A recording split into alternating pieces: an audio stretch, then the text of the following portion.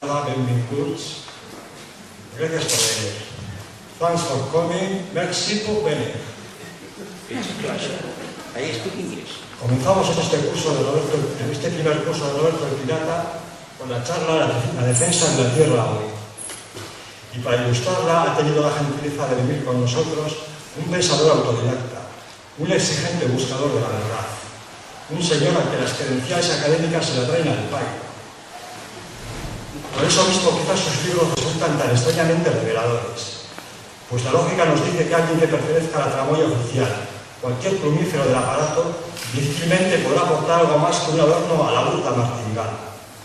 Nuestro invitado está comprometido desde los 18 años en esfuerzos, metas y combates sociales, políticos, medioambientales, morales, epistemológicos, reflexivos y culturales.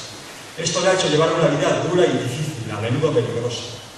Félix Rodrigo Mora es autor de varios libros: Naturaleza, Ruralidad y Civilización, Democracia o el triunfo del Estado, esbozo para una revolución axiológica y civilizadora, Crisis y utopía en el siglo XXI, El giro escatológico, Borracheras no, Pasado, presente y futuro del rechazo a la alcoholización de masas, Pensar el 15M, libro del que a su vez son coautores Prado Esteban y Fran G. Rubio. También Félix es coautor de las obras tituladas Antología de los Amigos de Luz, Es Sara Ninón y El TAF y su modelo social. Y no quisiera olvidarme este que tengo enfrente, SIS Studios, ahora que se ha celebrado con menos dispendio y boato del esperado, pero seguro que con el suficiente, el aniversario de la infausta Constitución de Cádiz, llamada La Pepa. Aquí encontramos en el apartado dedicado a la dominación política el primer capítulo, el parlamentarismo como sistema de dominación.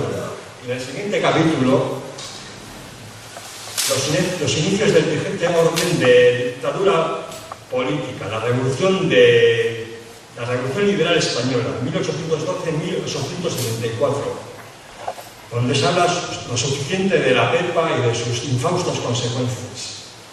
Bueno, de nosotros, de Roberto el Pirata, diré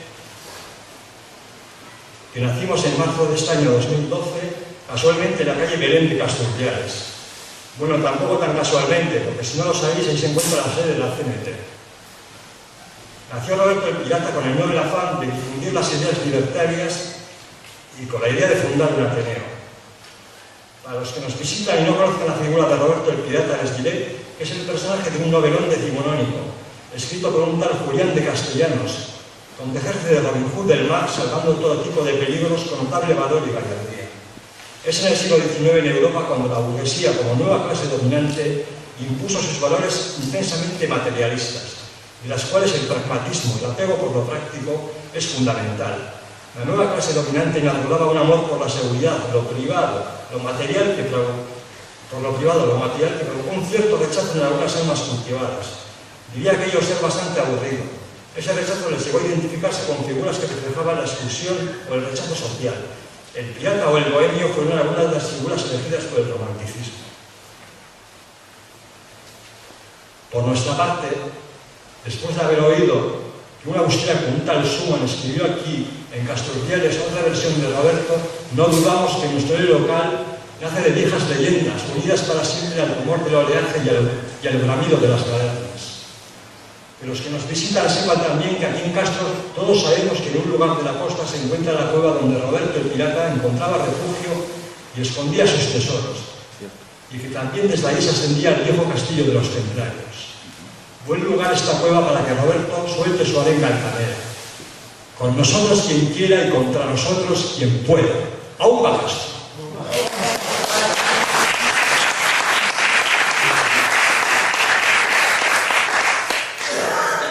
Después de este momento de sentido castreñismo, sería bueno pararse a reflexionar. Eso que tanto hace el enemigo y nosotros no mucho, la verdad.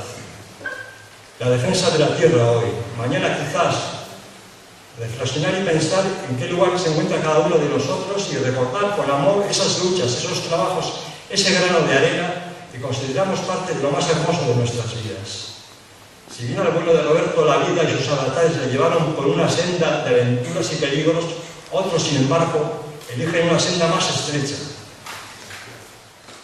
ya sea por una vocación o por sentir un mandato propio que nace de lo profundo del ser, como las que toman los pensadores en busca de la verdad, aquellas o aquellos que se retiraron al desierto o los revolucionarios. Señoras, señores, sin más dilación, con ustedes, Félix Rodrigo.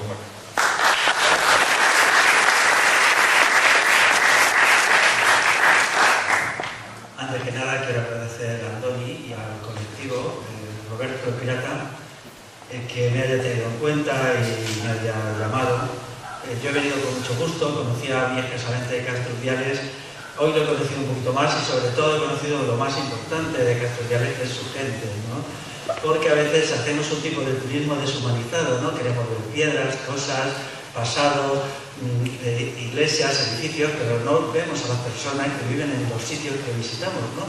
Todo esto tendría que cambiarse y hacer una forma de viajar que consistiera en conectar con la gente que vive en los lugares a donde vamos. Porque siempre la gente es lo más importante de todo, es lo más valioso, ¿no? Los seres humanos son lo más valioso. El tema de hoy es complicado, la defensa de la tierra hoy. Pues bien, es la cosa que cuando yo lo leí, pues teniendo en cuenta además que venía con la fotografía esta del tejo, con la reunión del Consejo Abierto debajo, que por cierto esa fotografía ha suscitado mucho interés en gente por ahí que estaba buscando una cosa así, ¿no? Parece que se hará un vídeo sobre las asambleas, el régimen tradicional y la asamblea moderna, el Consejo Abierto, y se incluirá esta fotografía también, aparte de muchas cosas. Es un proyecto bastante ambicioso en el sentido visual, hasta donde ya sé. Una parte de mi libro se ocupa de los problemas medioambientales porque son de enorme gravedad, pero siempre se ocupan en la perspectiva del humano, en la perspectiva de lo político, lo filosófico, lo moral. En ese sentido, claro, yo difiero de un ecologismo que separa radicalmente el humano de la naturaleza. Parece que la naturaleza es la negación del humano y lo humano la negación de la naturaleza. Eso no puede ser.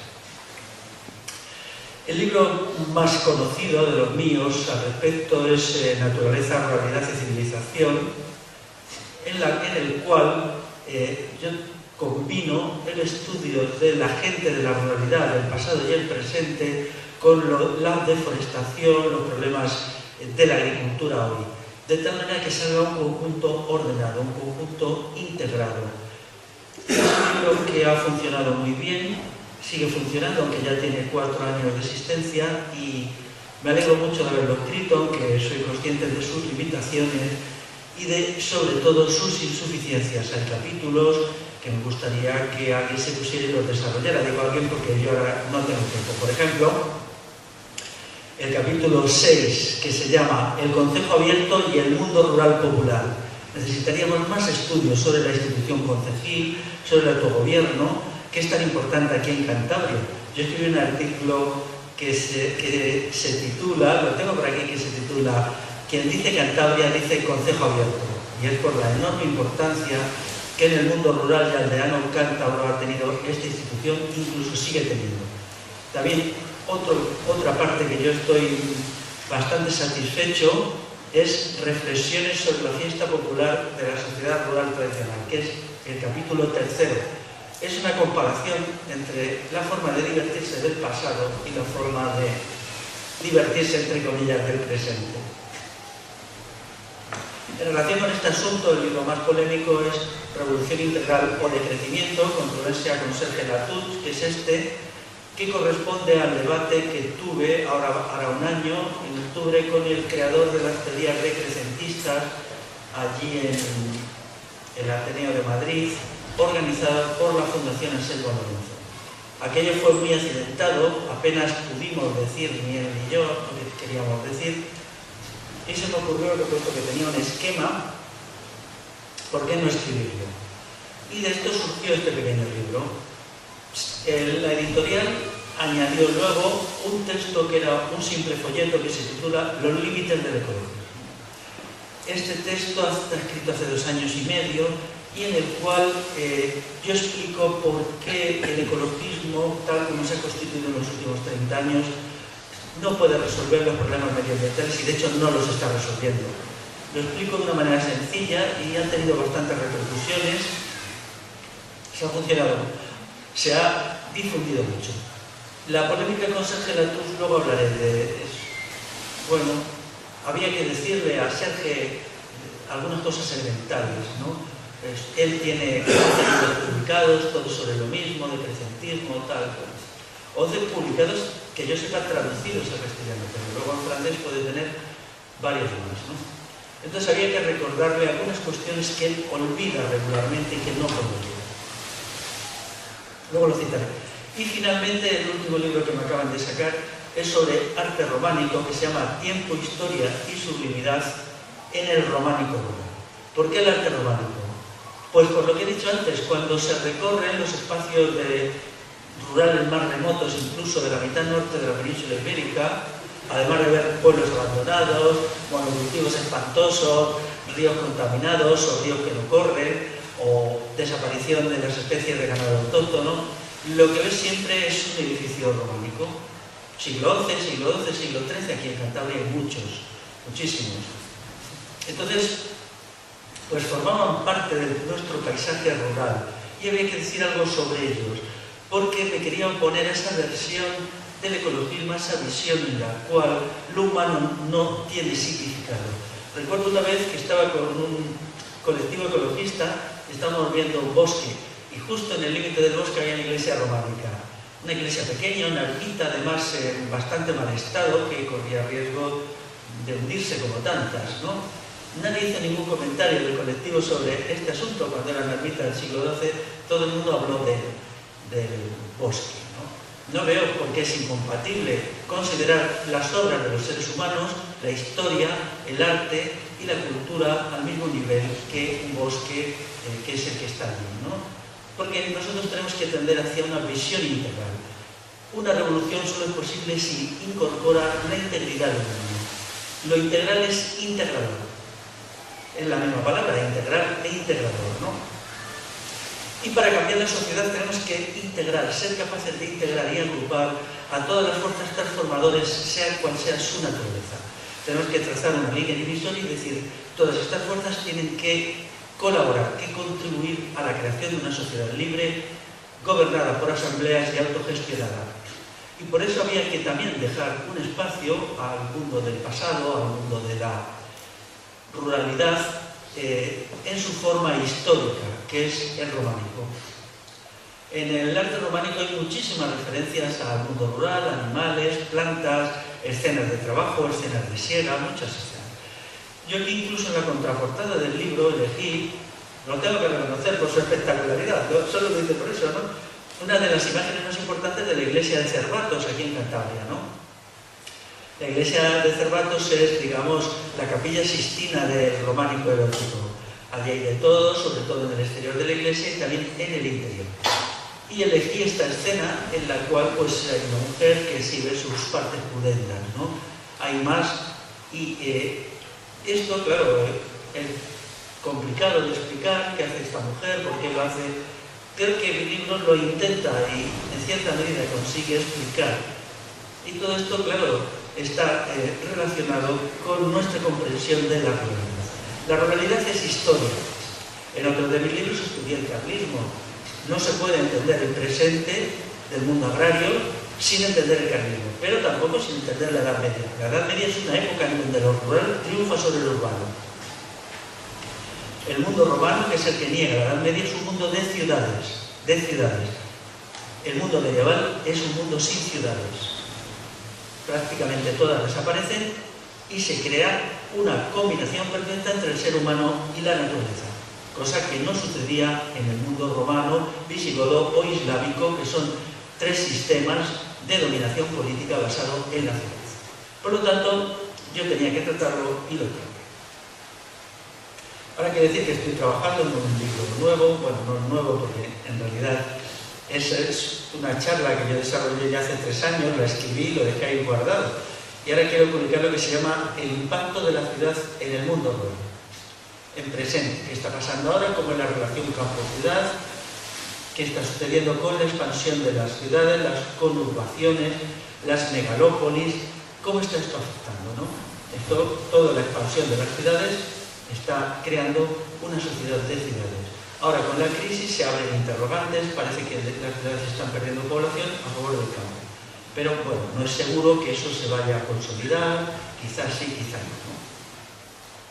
Aquí que tenéis tan cerca Euskal Herria, incluso se acuñó por algunos intelectuales más o menos izquierdistas una expresión que es Euskal Hiria, creo que se dice así, que es una expresión horrible porque presenta un País Vasco completamente urbanizado. Lo que quiere decir es Euskal ciudad. O sea, claro, ese proyecto es aterrador y aunque algunos protestamos muy enérgicamente contra quienes lo lanzaron, pues no se nos hizo caso, ¿no? Esto es una idea que lanzaron hace ya 3 años, que yo sepa, ¿no? O sea, claro, coger todo un territorio que ha tenido tanta importancia desde el punto de vista de lo rural y pretender urbanizarlo al 100% es un proyecto que te desmayas, ¿no? Daros cuenta que todavía en el siglo XIV Vizcaya, creo que según me ha contado Andoni, esto formaba parte entonces de Vizcaya o algo así, Vizcaya no tenía ciudades, no tenía villas, era un territorio completamente rural, ¿no? Esto es una cosa muy, muy curiosa, muy interesante, ¿no? Sin embargo, ahora pues se saca la idea esta de Euskal Hiria que bueno, pues, nos pone un poco los pelos. Acabada la intervención en la charla, podemos tratar de la crisis medioambiental sin precedentes en desarrollo que vivimos. En los últimos 30 años, lo que ha sucedido en el mundo natural, en el medio ambiente y en el mundo agrario, pues ha sido devastadora, ¿no? No solamente es que la ciudad se ha expandido, se ha introducido una agricultura de unas características muy peculiares que cada vez es más agresiva, se han producido fenómenos de pérdida de población irreversibles por el momento. Tenemos en la península ibérica zonas con menor densidad poblacional que el desierto del Sahara, porque se ha ido todo el mundo, y se han metido los cultivos transgénicos y muchas formas de hacer agricultura que no son compatibles con un medio ambiente razonablemente restaurado. Estos problemas son muy graves y luego han surgido las soluciones entre comillas. Una es el decrecimiento. La cuestión del decrecimiento es curioso, pero también el movimiento ecologista.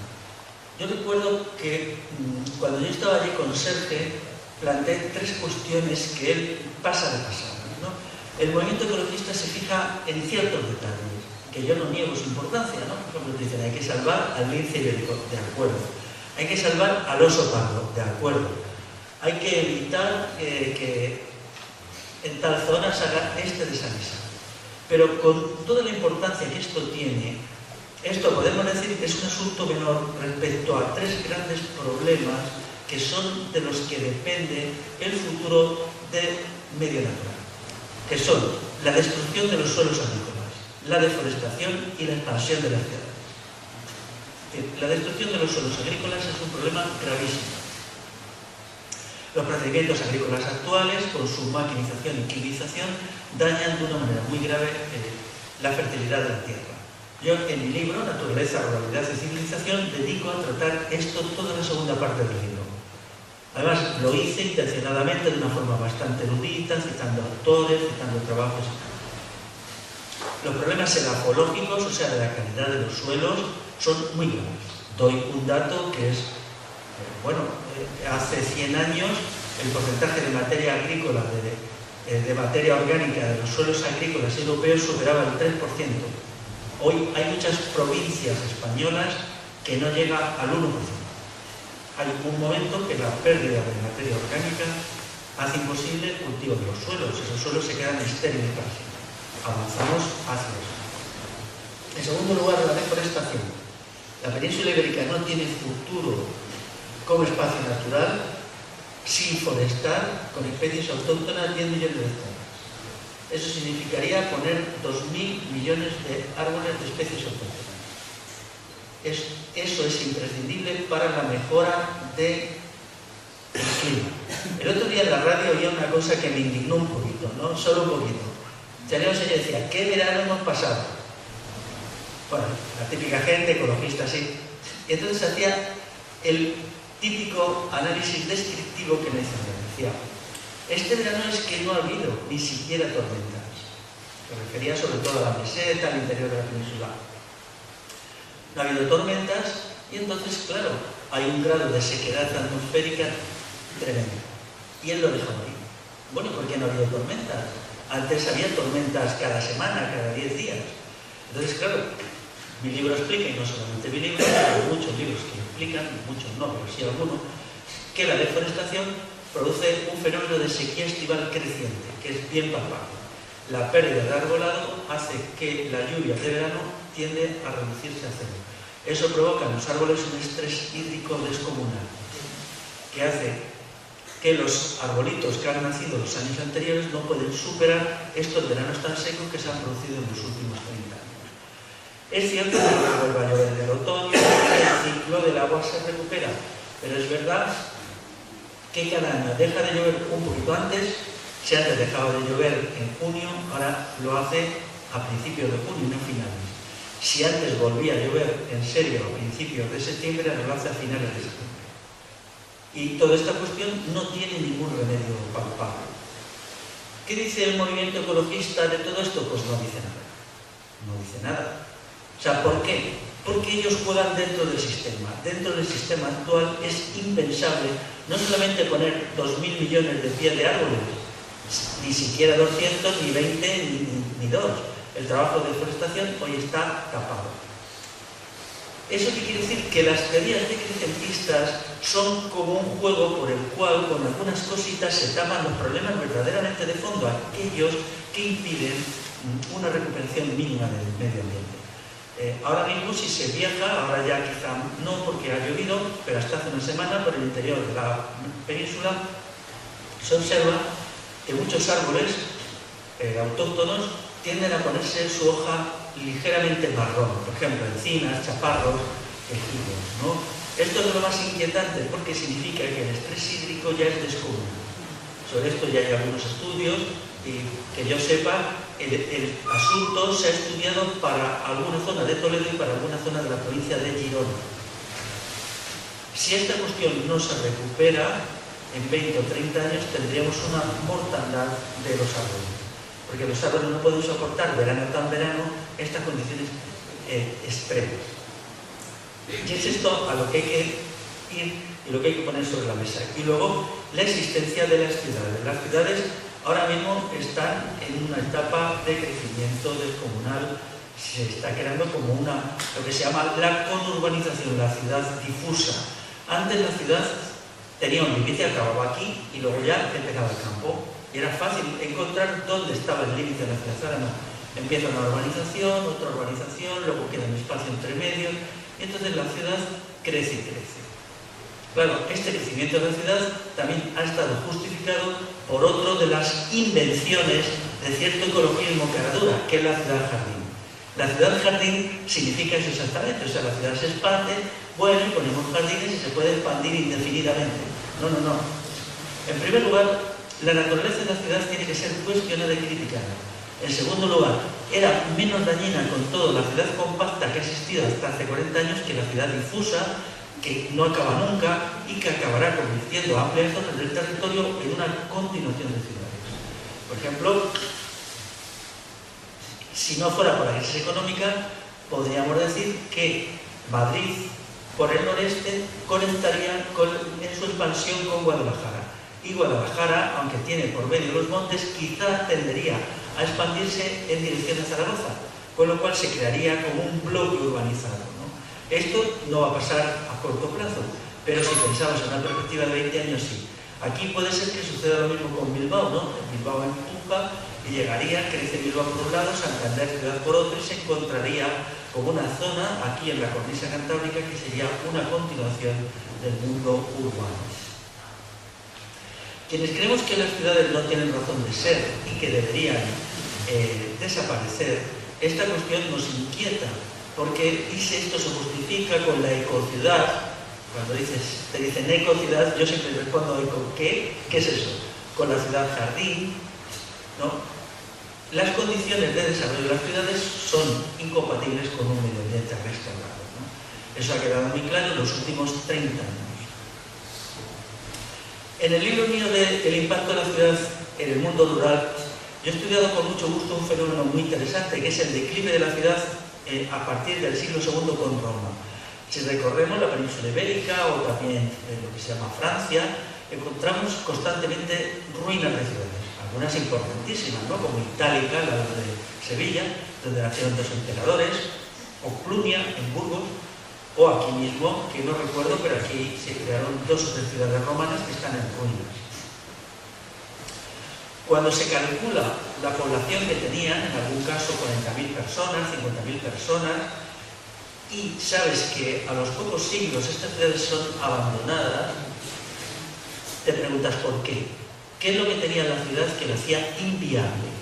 Entonces descubres que lo mismo que hizo inviable a la ciudad romana, le hace inviable a la ciudad actual, ¿no? Y que entonces quizá llegó un momento en que se busque una distribución armoniosa de la población sobre el campo. Esa distribución armoniosa evitaría los males medioambientales más graves, ¿no? Nos permitiría, digamos, una convivencia más o menos armoniosa, digo más o menos, que es la que necesitamos. Es muy impresionante, por ejemplo, la ciudad de Clunia, que está en Burgos, que llegó a ser capital de un convento jurídico, que llegó a tener 50.000 habitantes, allí se ve todavía el teatro. Cuando Galba, el emperador Galba, fue nombrado emperador en Roma, él estaba allí en Clunia, y que eso desaparece en el siglo VII, ya aquí solo quedan unas cuantas familias que se dedicaban a la alfarería. Ya no funcionaba el teatro, bueno, el teatro no funcionaba desde el siglo III. Y es muy interesante comprender por qué. Yo le he dedicado mucho tiempo a reflexionar. Quiero decir que hay un libro que me ha ayudado mucho, quizá tengáis interés en leerlo, yo lo recomiendo, que es el libro de Jared Diamond, el colapso, que es cuando él explica por qué desaparecen las ciudades mayas. Y las ciudades mayas, ya sabéis que son construcciones magníficas, más o menos de los siglos 6, 7, 8 de nuestra era, y a partir del siglo IX empiezan a abandonarse y en el siglo X se abandonan por completo. Mucho antes de la llegada de los conquistadores allá, cuando llegaron los conquistadores ya no quedaba ningún recuerdo de ellas. Se las había comido la selva, ¿no? La pregunta es ¿por qué? Entonces las conclusiones a las que yo llegué aquí son muy similares a la de este autor, porque hay unas constantes en la naturaleza de la ciudad. La ciudad es difícilmente compatible con un medio ambiente restaurado. Él explica cómo la ciudad creó a su alrededor un marco de destrucción medioambiental, de erosión de los suelos, que impedía, digamos, abastecer de agua a la ciudad, porque la erosión, la pérdida del arbolado, lo hacía inevitable, ¿no? Los árboles traen agua. El agua y los árboles vienen a ser lo mismo. Donde los árboles desaparecen hay un problema grave con el agua. Pero también el suelo se erosiona y por lo tanto estas ciudades se encuentran con un problema gordo. El suelo está erosionado, el agua cada vez es menor y de menos calidad, y al mismo tiempo hay que traer leña y madera de lugares más lejanos. Entonces esto crea un límite a la ciudad antigua. La ciudad moderna es distinta, es verdad, la tecnología permite que las cosas cambien, pero hay unas constantes que permanecen. Por ejemplo, Madrid mismo ahora mismo tiene una limitación con el agua muy grave. Ya es imposible que el abastecimiento de agua por las grandes embalses de la sierra de más de 6. Ya hay un límite, que son 500 hectómetros anuales. Entonces, como Madrid consume cada vez más agua, pues han tenido que buscar otras formas, que son acuíferos, pero esos acuíferos se agotarán. Son acuíferos que están sobre todo al sureste de la gran urbe. Y dentro quizá de 60, 70 años se encontrará con que hay una limitación en el agua sustancial. Esto, por ejemplo, la ciudad actual es consumidora de energía per cápita el doble de Roma. Quien viva en una ciudad de menos de 10.000 habitantes consume la mitad de energía eléctrica, energía de petróleo y tal, que quien vive en una ciudad. Yo he calculado, y lo planteo en mi libro, que las ciudades, con sus infraestructuras tan complejas, introducen un tiempo de trabajo suplementario que, bueno, un poco a grosso modo, porque eso es muy difícil de calcular, si no imposible, son 2 horas más. O sea, en la aglomeración urbana necesita una gran infraestructuras. Necesita que una ciudad, sobre todo un pueblo pequeño, no la necesita en absoluto, ¿no? Y todo eso crea monocultivos. Crítica de la ciudad y conversión de la ciudad en algo integrado en el medio ambiente por el abandono voluntario de la gente. Recuperación de la rueda. Vamos a hacer aquí un programa fácil, y este es el programa 1. Sé que esto es muy difícil de hacer, lo sé. No es fácil, pero tenemos que tener valor para mirar la realidad como es, porque todo lo demás no son nada más que músicas celestiales. O sea, que a mí alguien me llegue y me diga, ciudad jardín, vale, muy bien, una palabrita muy bonita, a ver, la siguiente palabrita. Y cosas así no nos sirven de nada. Las cosas han llegado demasiado lejos. O sea, retornar a la mitad sur a una agricultura integrada de policultivo es un trabajo ímprobo, ¿no? Pero no hay otra salida. Por ejemplo, el avance de la mosca del olivo. Claro, en estas grandes masas se expande como la pólvora, se combate por medio de pesticidas. Muy bien, pero esos pesticidas pierden eficacia porque hay una selección natural, las moscas que lo resisten no mueren y crían y con un tiempo no. Entonces, estas cuestiones, ¿cómo se van a resolver? Hace poco leí que en algunos territorios de Estados Unidos el maíz transgénico, ya sabéis que, o la soja también, se le añaden los glifosatos, estos herbicidas, para combatir las plantas. Entonces, el maíz transgénico, dicen, yo tengo verdades, es resistente a este herbicida, y las hierbas, las malas hierbas, las llamadas malas hierbas que crecen con él, mueren. Pero ahora resulta que una mala hierba se ha hecho resistente al glifosato, y es el bledo.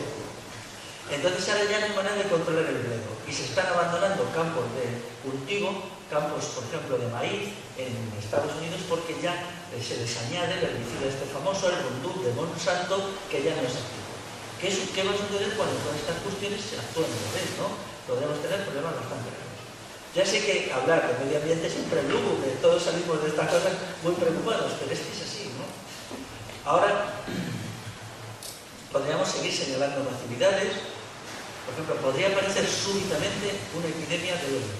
Pasó con el horno. El horno de repente llegó la grafiosis y se cargó el 99% de los hornos de la península ibérica. Los que han sobrevivido son muy pocos. No está descartado, ¿no? Si apostamos la baza del monocultivo, siempre puede suceder eso, ¿no? Entonces necesitamos volver a un policultivo, es decir, a una agricultura integrada en la cual se haga de todo un poco, ¿no? Claro, eso significaría que las ciudades no pueden abastecerse. Es decir, tenemos que volver otra vez al sistema de casa-huerto, que es lo que permite salir de este atasco. Las ciudades ahora mismo acumulan nocividades muy graves. Podrían hacerse una lista, ¿no? Por ejemplo, la debilidad del movimiento del sujeto de las ciudades. Por ejemplo, un niño en las ciudades apenas puede salir en la calle, hay coches, tal cual, ¿no? Ese niño no se está desarrollando bien físicamente, le está fallando el sistema muscular, el sistema óseo, el sistema respiratorio, todo esto, ¿no? Entonces, cuando sea mayor, será mucho más propenso a enfermedades que un niño, no sé dónde, pues, no sé si antes vi por ahí unos chicos que estaban jugando en la calle, ¿no? Creo que aquí mismo, o en algún pueblo que he estado estos días, ¿no? ¿Te das cuenta cómo las cosas son inmediatamente? Unos amigos de aquí contaban cómo ellos salían a jugar aquí cuando veían a sus padres venir de la pesca y todo eso. Eso ha desaparecido en la ciudad. En la ciudad ya no hay eso. Podemos decir, bueno, bien, pues están jugando con el teléfono móvil y con estas cosas, ¿vale? Pero el cuerpo humano está hecho para el ejercicio y el movimiento. Y no puede pasar en 2 o 3 generaciones al no ejercicio y al no movimiento. Y cuando se intenta, surge la enfermedad. Enfermedades muy graves incluso. Entonces, claro, ¿todavía tenemos tiempo? Sí. Quizá dentro de 20 años ya no. O sea, hay que tomar decisiones muy importantes en 20 años.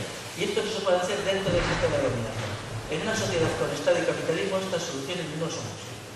No lo son, porque son soluciones de reorganización, de refundación de la sociedad. Necesitamos una refundación de la sociedad. Y eso se puede hacer por el proceso de revolución interna. O sea, habría que decir, esta sociedad está mal hecha desde el principio al final. Que vamos a hacerla bien desde el principio, que es refundar una sociedad que se ordene en medio de la naturaleza. Ya sabemos que una naturaleza muy destruida, muy pobre, en la que hay hoy, no hay otra. Pero bueno, así es, ¿no? Esto va a exigir cambios muy.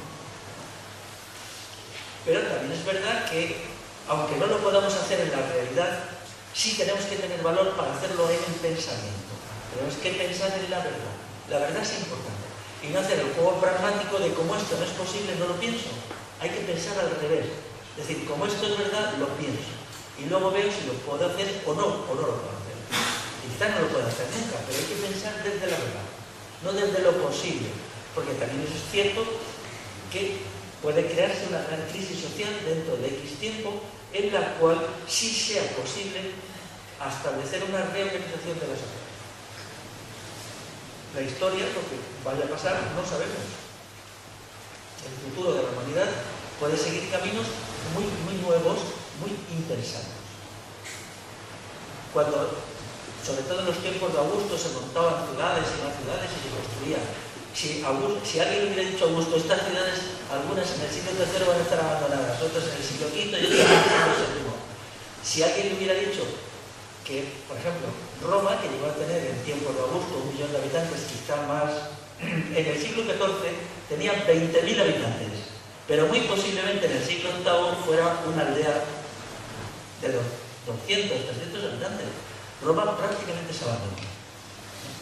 Entonces, claro, la historia tiene unos avatares, o las grandes ciudades mayas, ¿no? Que yo no he estado allí nunca, pero son descomunales. Y sin embargo, allí lo que sucedió fue una combinación de desastres medioambientales múltiples, porque había varios desastres, con un conflicto, una lucha de clases muy fuerte. A medida que el desastre medioambiental crecía, creció el conflicto entre la élite todopoderosa, porque allí había una élite atroz, y las clases populares mayas. Y en esta lucha, realmente, en gran medida triunfaron las clases populares, y su programa incluía abandonar las ciudades. Entonces, lo que se hizo, ahí os quedáis, nosotros nos vamos a la selva, volvemos a una vida de condiciones naturales, pero las élites que se quedaron en las ciudades no podían subsistir por sí mismas. Se fueron la mayoría de quienes les mantenían al ser explotados, y luego ya nosotros se fueron. Volvió la selva, recubrió las ciudades, y ya sabéis que algunas de ellas no se han encontrado hasta el siglo XIX. Es curioso que dicen que en una de las rutas de Hernán Cortés, que se conocen porque ya había mapas, Hernán Cortés pasó muy cerca de una de las ciudades, como a 5 kilómetros. Sin embargo, nadie sabía, nadie le dijo aquí hay una ciudad. Claro, no, pasaron cerca y continuaron su marcha sin saber nada de la ciudad. Por tanto, teniendo en cuenta que la historia es impredecible y pueden suceder cosas importantes, mantengámonos en un programa de transformación revolucionaria del medio ambiente, poniendo los problemas importantes sobre la mesa, y no solamente aquellos posibles. Tenemos que quitarnos de la cabeza el posibilismo, porque lo que hoy no es posible quizá no sea mañana. Lo que hoy no es posible de hacer es posible de pensar, y lo que hoy pensamos podremos hacerlo mañana. Porque si no lo pensamos hoy, cuando se presenten las condiciones no lo haremos. Por tanto, tenemos que tener, por un lado, lógicamente, una disposición combatiente respecto a lo posible hoy. Pero no podemos olvidarnos de lo que hoy es imposible, porque lo imposible quizá mañana sea posible. Esa es la dialéctica de lo imposible y lo imposible. Entonces, todas estas cuestiones deberíamos considerarlas también en el contexto del que hoy está. Y está el mundo muy convulsionado, no solamente está la crisis económica. Ahí tenemos los preparativos para lo que puede ser una nueva guerra mundial. Hace solo unos días China ha votado su primer portaaviones. Esto es muy inquietante para Estados Unidos, pero también, claro, China, la gran potencia económica, puede convertirse en una gran potencia militar. Japón y China están a punto de llegar a las manos. Entonces, todas estas cuestiones tenemos que considerarlas como elementos sustantivos de cambios en los cuales es verdad que hay muchos elementos de angustia y de tensión, pero también puede haber oportunidades para una gran revolución que cambie las condiciones en que nosotros hemos vivido. Si solo vemos lo negativo del futuro y nos asusta lo que vaya a pasar, no podremos ver las oportunidades que quizás sí, quizá no, se nos presenten. Y tenemos que estar atentos con la mente a esas oportunidades. Y bueno, pues nada más, entramos en una etapa, en una fase de preguntas, y si alguien quiere decir algo, pues adelante.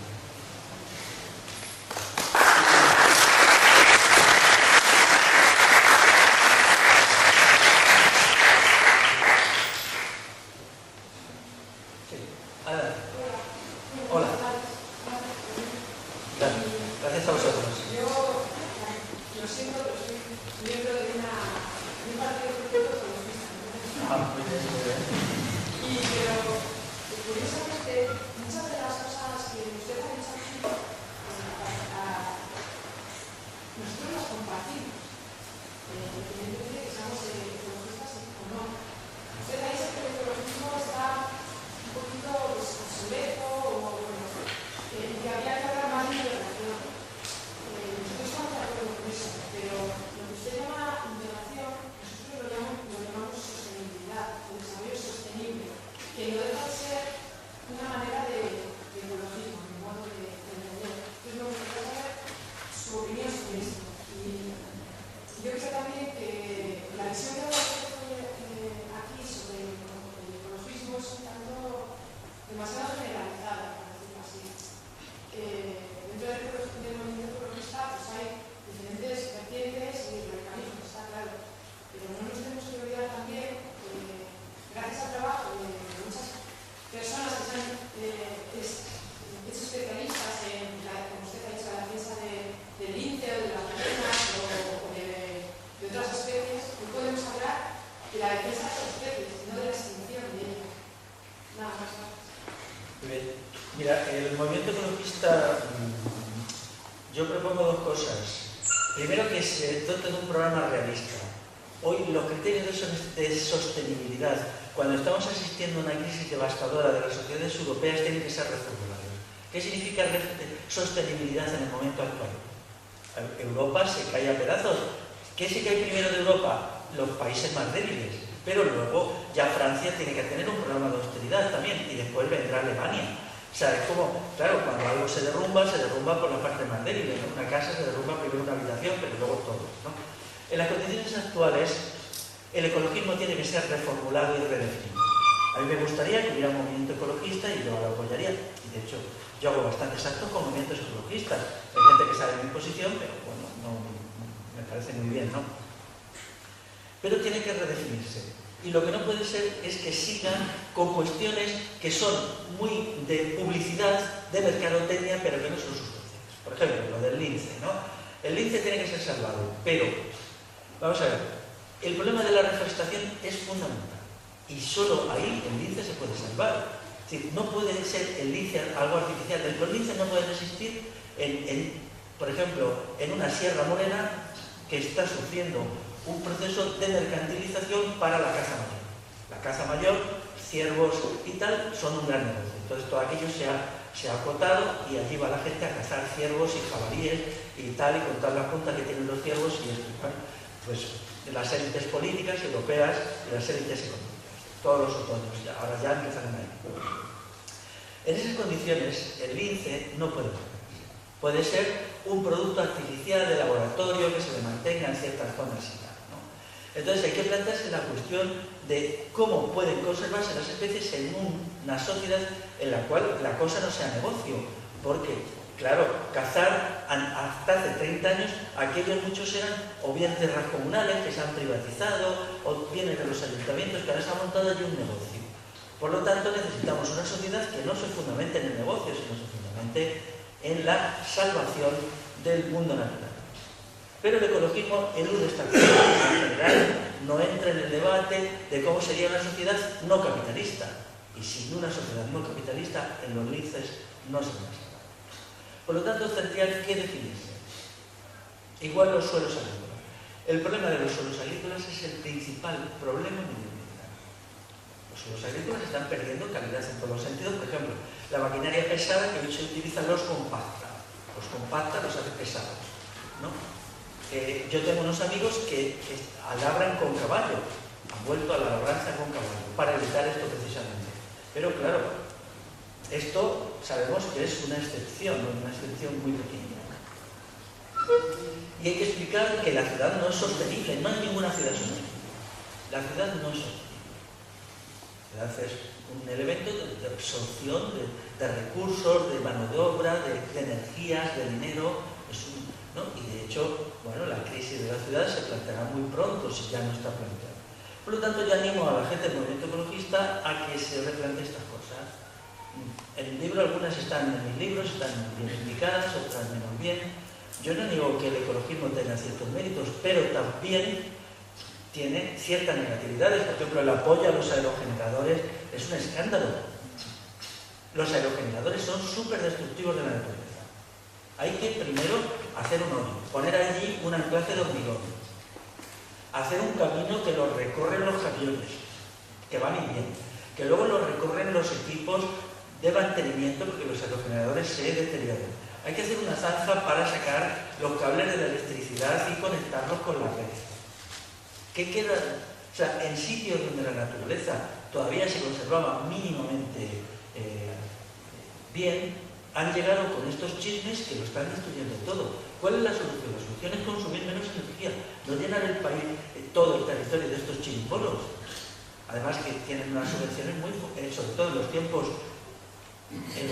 de Zapatero, se llegaron, yo creo que se superaron los 30.000 millones de euros de subvención a esto. Sí, que algunos parques están sin conectar la red, porque...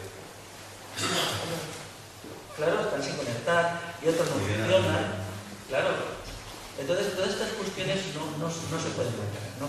Pero el movimiento ecologista, casi en su totalidad, no voy a decir todos, haya apoyado esto, es escandaloso. ¿Por qué? Porque tenían una idea fija. No puede haber transformación de la naturaleza sin una noción de revolución industrial. Eso está muy claro, ¿no? Y ahora pues eso se ha olvidado. Claro, el Partido Verde, por ejemplo, en Alemania, el Partido Verde se ha convertido en la vanguardia del militarismo alemán. El Joschka Fischer, en sus tiempos de ministro de no sé qué, que fue ministro de algo terrible, ese tío votó en el Parlamento sí a los programas de rearme, a los programas de militarización. ¿Qué hace el Partido Verde? El otro día me lo aclaró un amigo. Dice, mira, ellos pagan para que los residuos y desechos se los lleven de Alemania a los países del tercer mundo. Y ellos entonces quieren una Alemania verde por este procedimiento. Dice, sí, es eso. Todo el truco consiste en eso. Bajo cuerdas se busca un país africano que se haga cargo de, por ejemplo, todos los residuos de metales pesados. Entonces dicen, esto está muy verde. Claro, este es el negocio, ¿no? Y luego, bueno, pues ellos han constituido allí gobiernos, gobiernos, lo que ellos llaman rojo y verde, fijaros, los gobiernos rojos de la socialdemocracia, que es una tenda risa, ¿no? Pensar que es la socialdemocracia alemana, que es la cosa, la socialdemocracia alemana es quien mató a Rosa Luxemburgo. O sea, a ver si nos enteramos que ellos fueron quienes asesinaron a Rosa Luxemburgo y a los espartaquistas. Y todavía les llaman partidos rojos. Oh, pobrecitos. Y entonces, partidos rojos y verdes, ¿no? Defienden el parlamentarismo. Tenemos que llegar a un ecologismo que sea asambleario, que crea en una futura sociedad donde se gobierne por la asamblea. Yo mañana tengo un acto allí con el movimiento Solar del País Vasco y le han puesto a la charla mía un título precioso, no lo he puesto yo, que se llama Soberanía Política y Basar. Basar es la palabra vasca para Consejo Abierto. Soberanía política, daros cuenta. Soberanía política desde la Asamblea.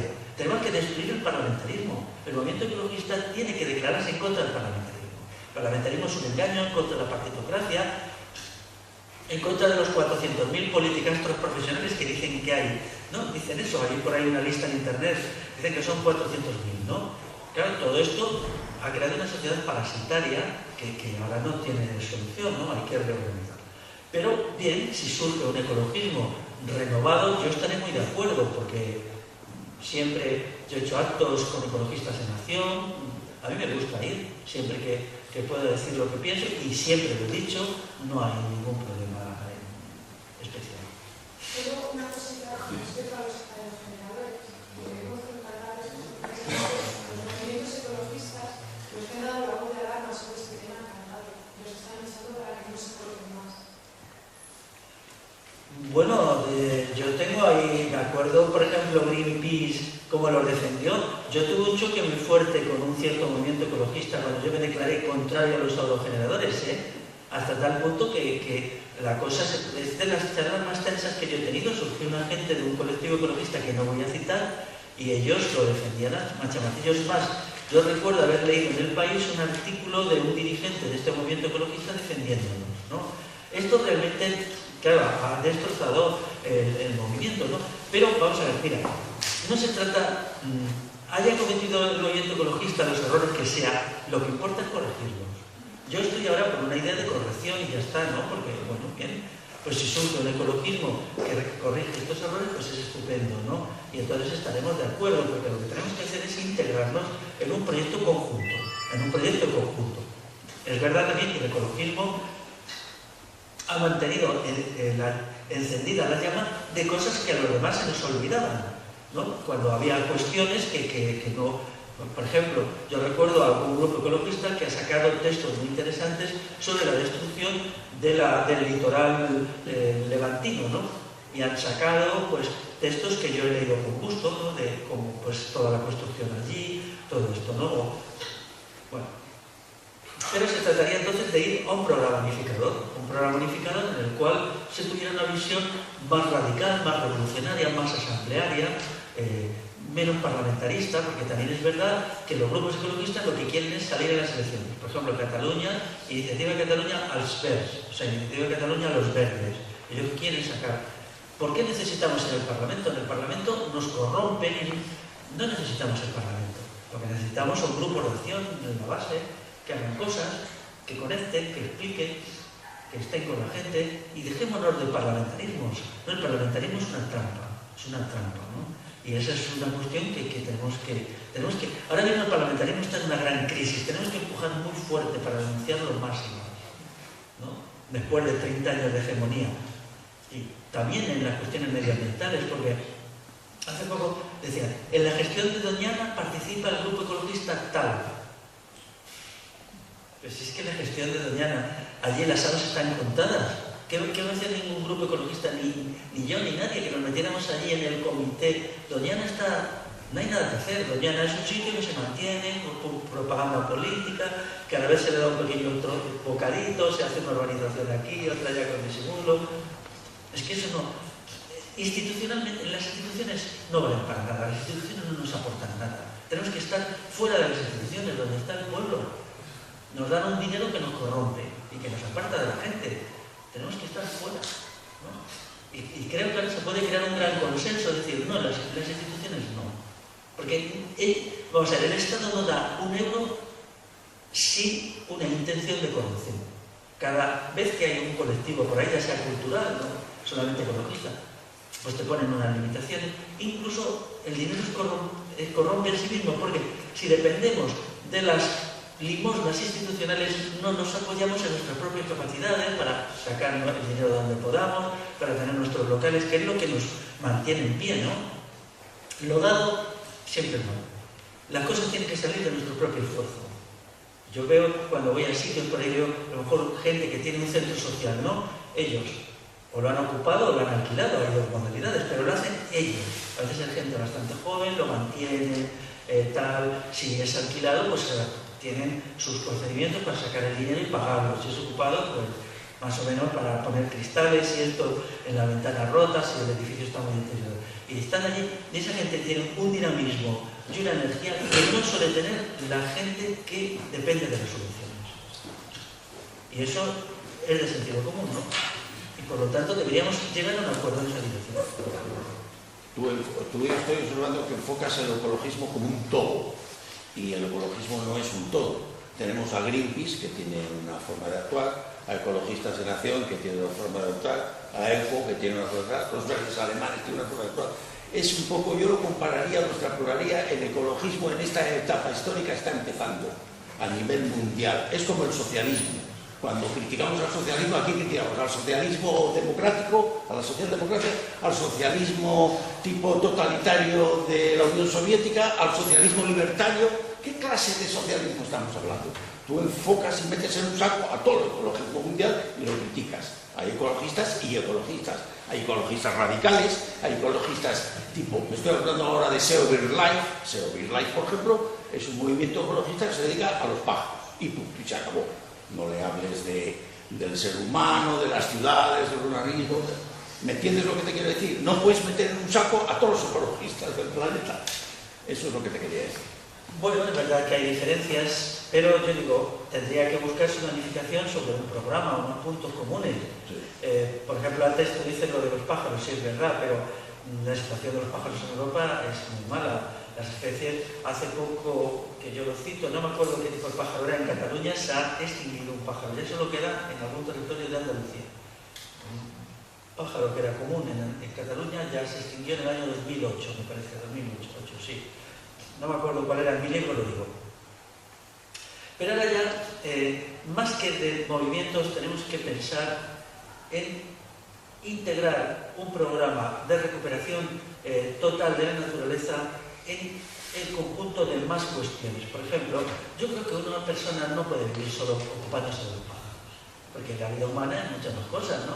Ahora hay muchas cuestiones. Por ejemplo, nosotros ahora mismo vivimos una crisis de valores muy importante, ¿no? Yo, uno de mis libros, el libro gordo, propone una revolución axiológica, una revolución de los valores. La axiología es fundamental, que nos dice cómo tenemos que vivir, ¿no? Por lo tanto, no podemos ser especialistas.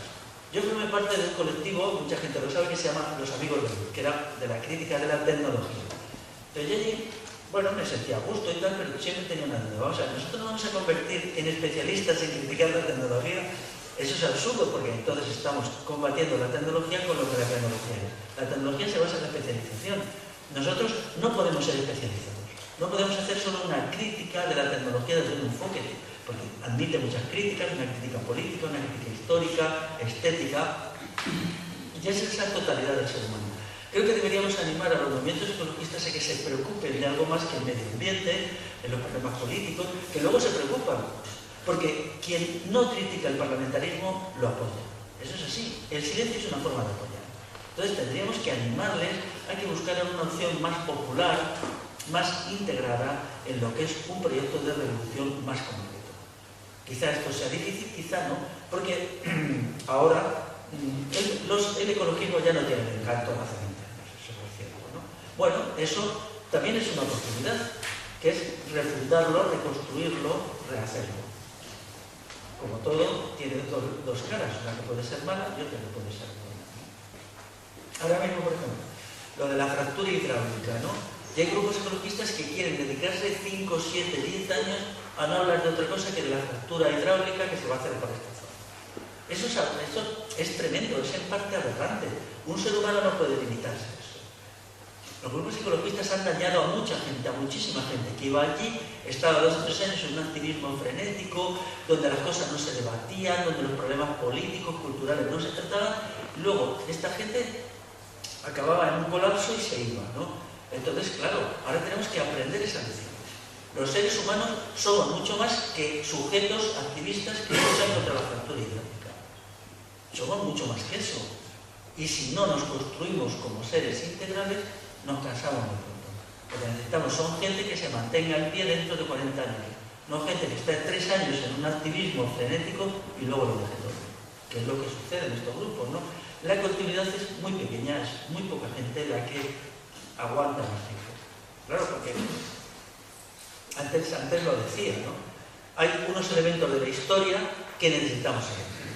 Si tenemos una iglesia románica y un monte y no nos interesa nada la iglesia románica, ¿qué somos?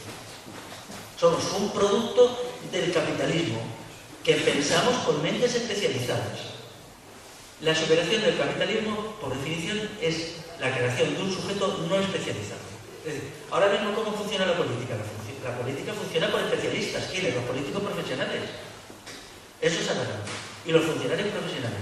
¿Qué significa vivir sin Estado? Vivir sin Estado es aquella sociedad en la cual todas las funciones se hacen cargo de ella la gente común, de la calle.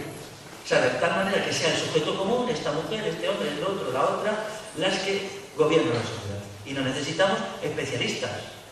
Por lo tanto, todo lo que sea la especialización es afirmar el orden constituido. Tenemos que crear un sujeto capaz de hacer eso, hacerse cargo de muchas funciones.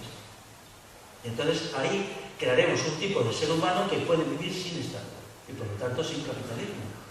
Esto es lo malo de estos movimientos, que a veces afirman lo que dicen negar. Claro, el movimiento ecologista muy a menudo está formado por gente que ha estudiado biológicas o ambientales. Eso, que lo... Entonces hay que decir, pero vamos a ver, la imagen de la naturaleza que se da en una facultad de biológicas, que está toda formada por especialistas, que no conocen y no quieren conocer, por ejemplo, la historia de la deforestación, que no están interesados en la historia de los bosques, que no comprenden cuál es el significado político de la destrucción del bosque, ¿eso realmente puede resolver algo? O sea, la biología no es solamente los seres vivos, es el conjunto de la historia de la relación entre los seres vivos y la sociedad. Entonces, claro, se da una imagen que es falsa. Toda imagen especializada es falsa, toda. La vida es no especializada. No podemos delegar en un especialista el acto de nacer. Tenemos que nacer nosotros. Ni el acto de morir sería estupendo, ¿no? Buscábamos ecologistas que mueran por nosotros. No puede ser, ¿no? Pero tampoco podemos delegar las funciones esenciales. No podemos delegar el acto de respirar. Entonces el principio de no delegación es el principio de la multiplicidad. Todo hecho por el propio ser humano. Y entonces ahí ya ese ser humano múltiple no tiene nadie por encima, porque ¿quién nos domina? Los especialistas. En todo acto de dominación hay un especialista. Un militar nos domina, es un especialista en la violencia. Nosotros no lo somos. Bueno, pero siempre hay especialistas. Bueno, esto es una discusión que nos llevaría muy lejos, la dejamos aquí.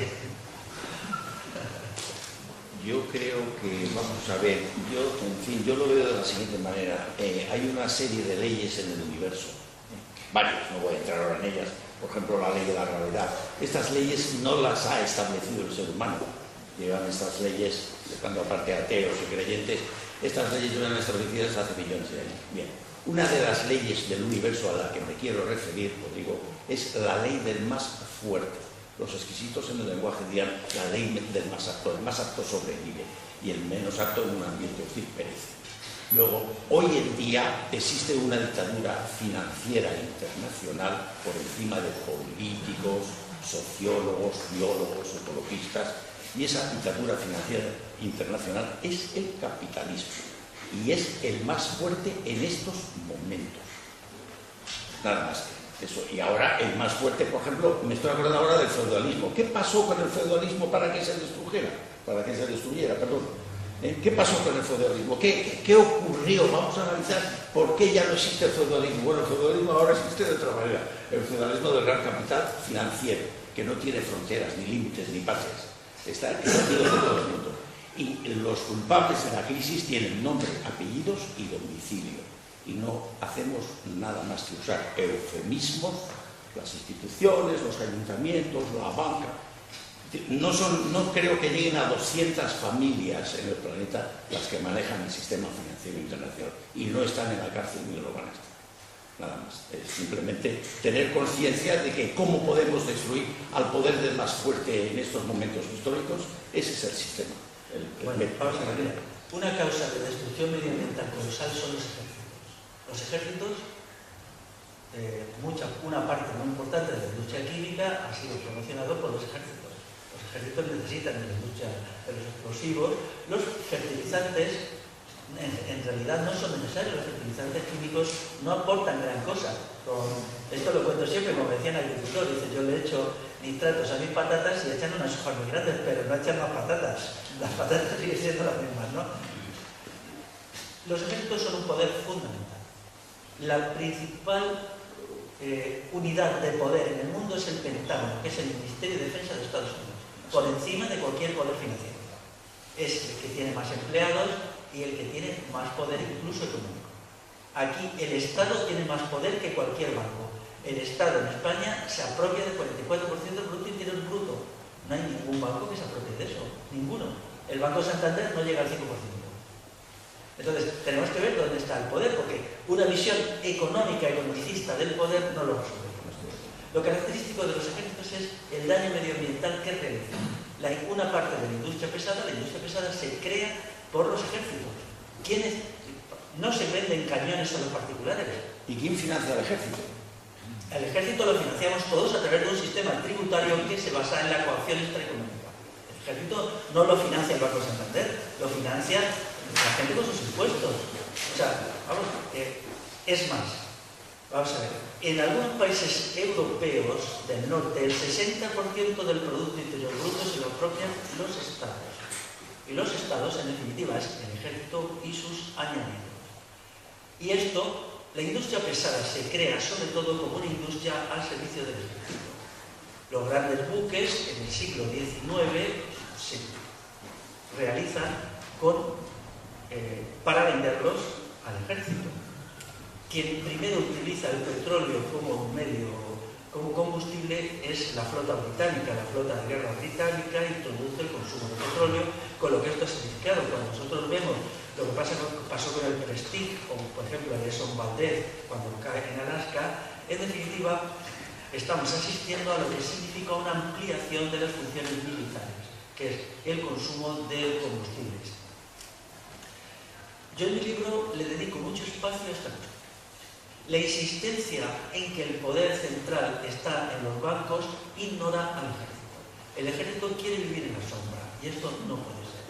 En mi libro explico cómo la industria militar ha sido decisiva en la destrucción medioambiental, porque la industria militar va mucho más allá de lo que nosotros vemos, ¿no? La industria pesada, casi toda es industria militar.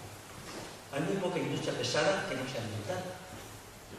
Y si no lo es directa, lo es indirectamente. Por lo tanto, en la recuperación medioambiental tenemos que considerar la función de los ejércitos. Esto es un tema de reflexión, pero nunca se hace. Nunca. Hay un discurso de los banqueros y los militares. Los militares no existen. Daros cuenta que aquí el ejército son 130.000 personas con un poder tecnológico descomunal. El poder tecnológico sobre todo es poder militar, no poder económico. El 50-70% más o menos de los ingenieros técnicos, etcétera, trabajan para ejército, directa o indirecta. Esto es un dato abrumador que se sabe desde hace mucho. Muchas instituciones civiles, que aparentemente son civiles, en realidad trabajan para el ejército. Están haciendo esta investigación, sí, pero ¿por qué? ¿Esa investigación a qué sirve? Hoy día todo lo que está relacionado con la informática, bueno, el Internet es un invento del ejército, ¿no? Esto es bien sabido, ¿no? Luego, los inventos militares se generalizan a la vida civil, no todos, algunos no. Y así ha sido siempre, ¿no? Por lo tanto, esto también plantea un problema de la función de lo militar en la destrucción medioambiental. Sí, yo creo que yo tiendo a creer, o tiendo a estar de acuerdo con todo lo que se ha dicho aquí, ¿no? Porque es un fin loable, por lo tanto yo estoy totalmente de acuerdo en ello.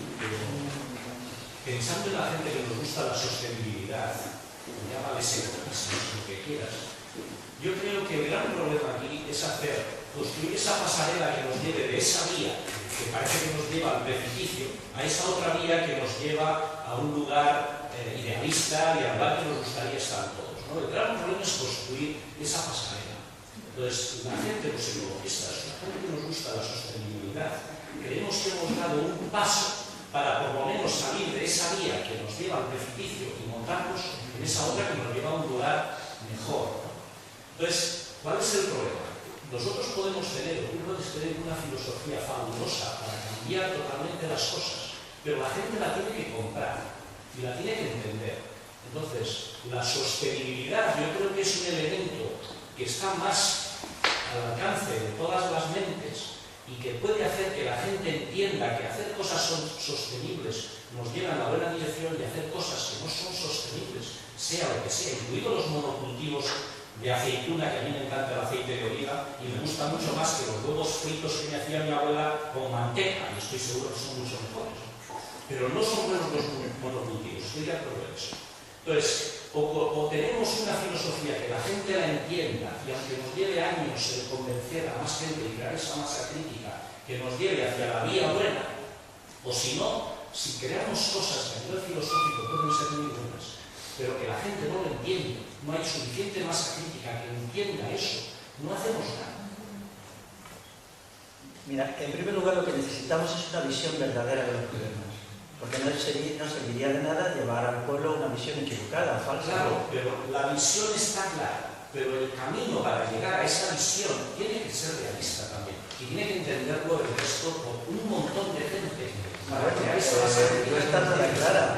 O sea, a mi entender, no hay ninguna sostenibilidad. Por ejemplo, ¿puede existir un ejército sostenible? ¿Qué significa eso? ¿Una ciudad sostenible? Yo creo que no.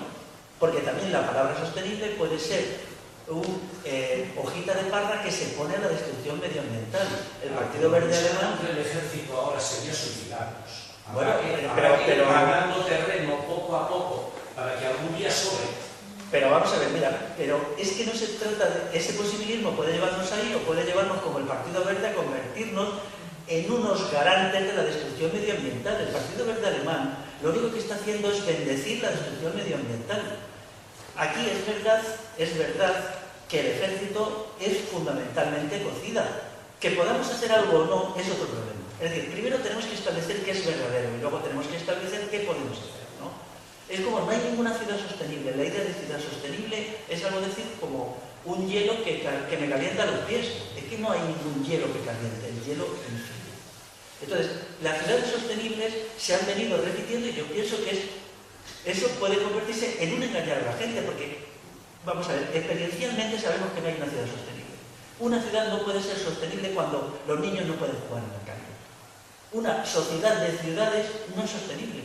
Entonces, ¿a qué le ponemos la etiqueta sostenible? Yo creo que lo primero que tenemos que hacer es atenernos a lo que es verdadero. Porque, bueno, se emplean, eso son técnicas de mercadotecnia sostenible por aquí, pero yo no quiero la mercadotecnia, yo quiero la madurez. ¿Que la gente lo entienda? Bueno, lo entenderá, no lo entenderá. Desde luego aquí los partidos ecologistas han encontrado fracasos electorales uno detrás de otro, también muchas veces porque tienen un doble lenguaje, ¿no? Cualquier persona entiende que Madrid no puede ser nunca sostenible, ni Barcelona, ni Bilbao. ¿Que lo tenemos que aguantar? Bien, bueno. ¿Que puede estar bien inaugurar un parque? Vale, pero no se pueden usar etiquetas. Yo prefiero decir, bueno, pues, por ejemplo, no puede haber aerogeneradores sostenibles. Sí, pero la alternativa del aerogenerador, ¿cuál es? Es consumir menos energía. Claro, pero hacer que la gente consuma menos energía, hoy por hoy es casi una utopía.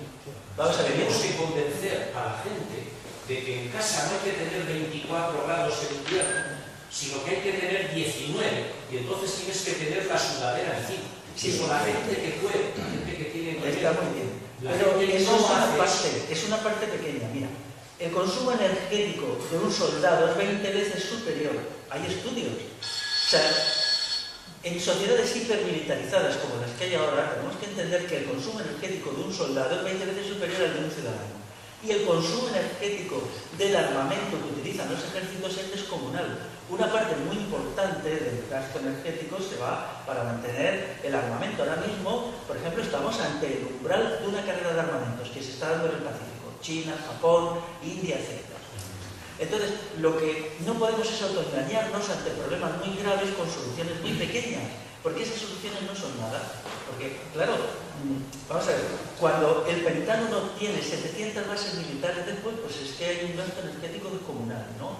Y entonces, las pequeñas cosas es lo que yo antes te decía. El lince ibérico está bien, pero ¿por qué no se habla de reforestación? Los grupos ecologistas aquí no quieren hablar de reforestación, porque saben que su posibilismo no da así, porque nunca va a haber reforestación. Hoy no se hace reforestación, no la hace el Estado, no la hace prácticamente nada. Entonces hay que decir la verdad, ¿no? Podemos buscar cosas emblemáticas. Yo te puedo decir, por ejemplo, con el urogallo, algunas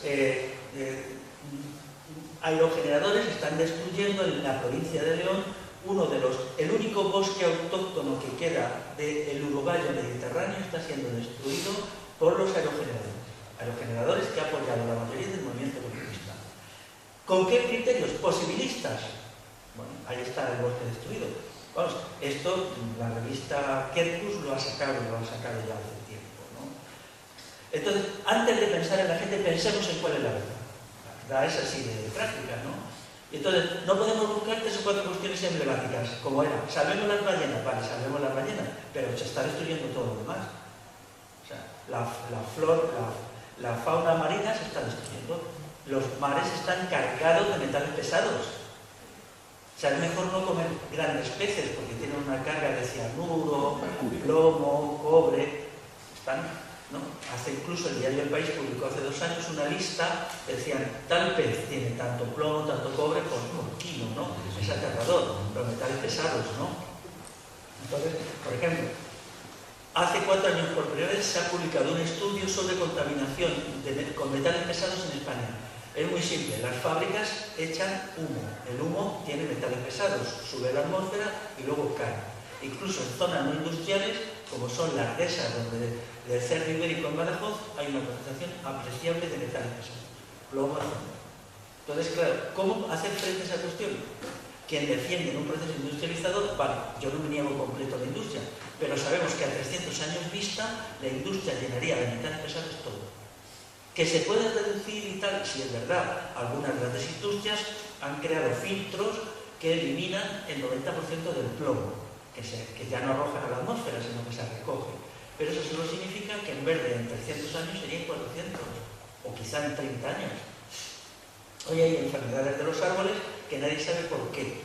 Yo estuve en Barcelona, en Cataluña hace poco, y vi un montón de encinas enfermas, muchas en un área. Todas, prácticamente todas estaban enfermas. ¿Cómo explicar eso? Es la famosa enfermedad de la seca, responde a la contaminación con metales pesados. En Cataluña es donde más contaminación con metales pesados hay. Entonces, claro, son problemas graves que es mejor que los miremos de frente, ¿no?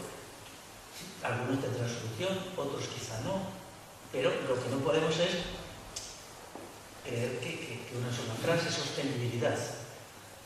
Yo no quiero un ejército sostenible, no quiero unas ciudades sostenibles.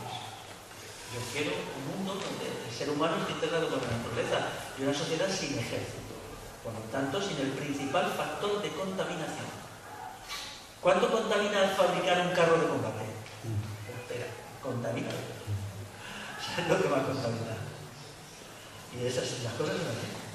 ¿Sabes cuál es el problema? Que el ecologismo no está mundializado. Por ejemplo, hoy mismo he leído en una revista un dato que en China, en la China popular, la contaminación ha avanzado en los últimos años. Bueno, no conozco el dato de memoria. En la China las ciudades están completamente contaminadas. Y sin embargo te vas a, no sé, a Vitoria, por decir el País Vasco, o te vas a Salzburgo, por decir una ciudad alemana, donde existe una sostenibilidad muy buena, y sin embargo no se puede comparar con China. Entonces hay que hacer una revolución verde mundial, planetaria. Eso está clarísimo, vamos. Pero a nivel planetario, la ONU no nos sirve absolutamente para nada. Bueno, para los que los funcionarios cobren unos sueldos guapos, pero nada más. Y no hay una mentalidad a nivel China o la India, por la miseria que es la India, ahora me estoy acordando, o América Latina, no hay una mentalidad planetaria ecologista. Y por eso, y además, el movimiento ecologista está dividido, como antes he dicho, nada, no quiero intervenir. Bueno, dividido, pero lo que tiene que hacer es irse sobre un programa de transformación revolucionaria de la sociedad. Planetaria. Claro, planetaria, por supuesto. Vamos a ver, tú, no sé quién ha levantado la mano. Bueno, pues luego tú. Adelante. La pregunta le dijo la de mí, ¿qué hacer? Pues, ¿qué hacer? Yo, aparte de las estrategias de la revolución, claro. A mí me gusta que se hablado de la revolución porque siempre nos acaba leyendo, ¿no? Mira, nosotros venimos de una mentalidad progresista. La mentalidad progresista dice que todos los problemas tienen solución. A lo mejor hay muchos problemas que no lo tienen. A nosotros se nos ha vendido la idea de que siempre hay una salida para un problema. Hay muchos problemas medioambientales que son ya aterradores. Quizás si se hubieran atacado hace 100 años se podrían haber resuelto, ¿no? Hay ríos en la península ibérica que tienen un pozo de 1 metro de altura de metales pesados. La cosa es tan grave que han decidido no tocarlo, porque si lo tocan, entonces se contamina el agua y no se puede beber en todo aguas abajo, ¿no?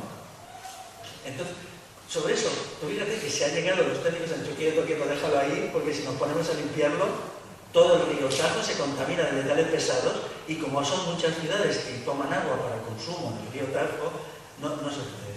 Entonces, nosotros tenemos que saber vivir sin derrumbarnos, sin necesidad de acudir a engaños ni narcóticos espirituales. Tenemos que saber mirar la realidad como es. Y eso ya es el primer paso. Vemos la realidad como es sin autoengaños.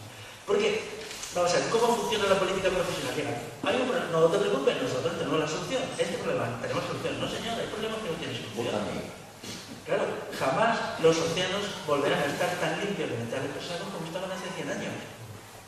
Por ejemplo, de mercurio, de todo esto, ¿no? Es así.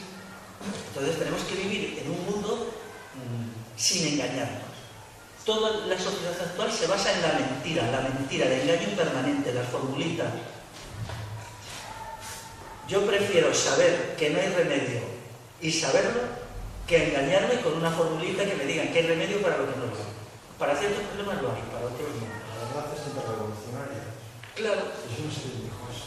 Pues lo dijera quien lo dijera, la verdad es el elemento con que nos desenvolvemos en la vida y la mentira es el elemento con que nos destruimos. Porque es posible que muchos de estos problemas tengan solución si nos atrevemos a mirarlos de frente, o sea, si estamos mucho tiempo mirándolos. Adelante. Sí, yo estoy bastante de acuerdo con muchas de las cosas que has dicho. en especial en nuestro último que has dicho, que la realidad hay que mirar a los ojos. Yo creo que dejas un par de cosas en el tintero, que creo que son importantes. Y es que para mirar la realidad a los ojos no puedes simplemente quitarte el pelo. Mirar, no sé si es fácil. No es tomarte la pastilla roja de Matrix. O sea, no hay una solución total para mirar a la realidad a los ojos. No es simplemente voy a mirar a la realidad a los ojos.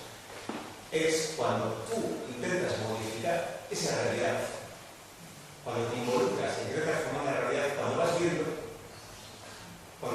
que es difícil, entonces vas diciendo, pues esto tal, estoy viendo los límites que se está moviendo esto, que se pone lo otro. Vas viendo que la realidad que tú quieres, a medida que te vas involucrando, en querer transformarla, o pone más resistencia, por lo que a una persona sensible es hacerte transformar más. Al final, eso te lleva a un proceso. ¿No? Que es que mucha gente realmente, cuando ve que el problema es el sistema, quiere cambiar ese sistema. Esto lo llama revolución integral. Yo lo llamo revolución social, por ejemplo.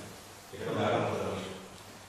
Entonces, yo creo que es algo importante de intervenir es que eso, que no te puedes tomar la pastilla roja de Matrix y hacerte un revolucionario integrador. Para eso te tienes que enfrentar a la realidad, ver que hubo una resistencia y tú querer seguir transformando. O sea, necesitas vivir un proceso. Entonces, para eso, obviamente te tienes que involucrar y te tienes que concienciar. Que en contra de lo que han dicho el compañero ahí, que hay que concienciar a la gente. Y es cierto, pero a la gente no la conciencias hablando. O sea, tú no lees un artículo y dices, ya está, soy emocional y tal. No puedes hacer eso. La gente se tiene que involucrar. Y es cuando ve cómo ir dando los pasos. Por eso las pequeñas cosas son importantes. No es todo nada, no es estoy de acuerdo en el sistema sanitario, en que es un timo todo esto, en el sistema parlamentario y el sistema de dominio, pero no es simplemente saberlo, lo tienes que vivir, tienes que sentir eso, tienes que querer transformarlo y que esa realidad se te ponga. Entonces, para eso tienes que empezar por algo pequeño. No puedes de repente soltarte el pelo y revolucionar. No, ese proceso no existe, tienes que vivirlo. Entonces, sí que es importante empezar por algo pequeño. Porque entonces vas viendo, cuando tú, por ejemplo, te ves, estás hablando del fracking. Yo voy a esa manifestación del fracking, sábado 6 de octubre, en Santander, cuando tú estás metido en el fracking y ves cómo funciona todo, ves cómo procede, por lo que te interesas, por donde se tiene sensibilidad, o hay acuífero, etc. Otro día otra cosa. Sí. Entonces, cuando tú te involucras, por qué es esto? Entonces ves que está metido en PP, que está metido en PRC, que está metido en PSOE, que está metido en Calacare, que está metido en Repsol, que han concedido los permisos, contratando, vas viendo cómo funciona todo, ¿no? Y entonces esto aquí cada vez te va metiendo en un proceso que al final iba a construir este propio sistema. Por eso las cosas pequeñas son importantes. Por eso, otra vez, en el discurso que has hecho, que es interesante, yo no haría esas generalizaciones de los ecologistas tal, o no, lo tienes que orientar de otra forma. Porque yo creo que sí es importante lo que dices, pero tienes que orientar de otra forma. Empezar a trabajar en algo pequeño, si tú estás comprometido, te puede realmente llegar a ver un proceso que te da la posibilidad del sistema. Y esa sí es una forma de crear masa crítica. Esa es una forma muy importante de crear masa crítica, porque eso es lo que estamos hablando. Una revolución no la van a hacer 6.000 personas nada más, se necesita mucho más. Bueno, yo creo que lo que dices, si se compara con la realidad, hay diferencias, ¿eh? Si la realidad es el sistema de aprendizaje. Vamos a ver, eso se ha hecho montones de veces. Yo te pregunto una cosa. ¿Cómo es posible que en los últimos 40 años en este país posiblemente hayan pasado por colectivos ecologistas 500.000 de personas, de los cuales hoy no quedan ni el 1%? ¿No? ¿Qué ha sucedido con todo ello? Si toda la gente que ha pasado por colectivos ecologistas aplicando la teoría de partir de lo pequeño para llegar a lo grande, no, es que eso no ha sucedido. Mira, aquí nosotros hemos tenido una lucha muy cercana, que ha acabado fatal, a mi entender, que es la lucha contra el tren de alta velocidad en el País Vasco. La lucha contra el tren de alta velocidad se proyectó como tomando un problema particular nos iba a llevar a la comprensión de lo general de la sociedad. ¿Qué ha salido de ahí? Lo que ha salido de ahí es la asamblea explota hace 2 años por medio de unos enfrentamientos y de lo que ahí sale es que era un grupito muy pequeño y un montón de gente amargada y decepcionada. ¿Por qué la gente no soporta su militancia más allá de unos años según la estrategia de ir de lo pequeño a lo grande? porque lo pequeño no te proporciona una comprensión suficiente ni un grado de conciencia suficiente para aguantar esa cuestión. Eso explica que los grupos ecologistas, mira, si la gente que ha pasado por los movimientos ecologistas se mantuviera ahora, aunque solo fuera el 10%, tendríamos un movimiento muy potente. ¿Que es necesario implicarse en las pequeñas cosas? Sí, pero las pequeñas cosas destruyen al ser humano, porque el ser humano no está hecho para las pequeñas cosas. Necesitamos una visión de conjunto. Estamos en una visión holística del humano, sí, pero por eso hay que meter, al analizar las pequeñas cosas, pues hay que meter también precisamente el concepto de emoción social. O sea, por eso también se entienden por pequeñas cosas, pero los colectivos tienen que tener claro hacia dónde van. Pero no solamente los colectivos. Pero tú estudias por qué el movimiento ecologista no es nada después de haber sido casi todo. Hemos pasado de manifestaciones de 300.000 personas, por ejemplo en el año 79, a manifestaciones de 300 personas y ya ninguna manifestación. Vamos a ver, las pequeñas cosas tienen un espacio, pero mientras la lucha medioambiental no se vincula a la comprensión de otros muchos problemas, no puede tirar, porque la persona de la calle tiene otros problemas en la cabeza. O sea, yo te puedo decir a ti que tira más hoy, por ejemplo, un debate sobre axiología y valores que quizá el problema de la fractura hidráulica. Entonces, ese reduccionismo lo deja la acción medioambiental en manos de gente de la radicalidad, cuando lo que hay que hacer es romper con eso. O sea, es un activismo que destruye, porque te pasas 4 o 5 años hablando de la fractura hidráulica. Yo he vivido lo de la experiencia contra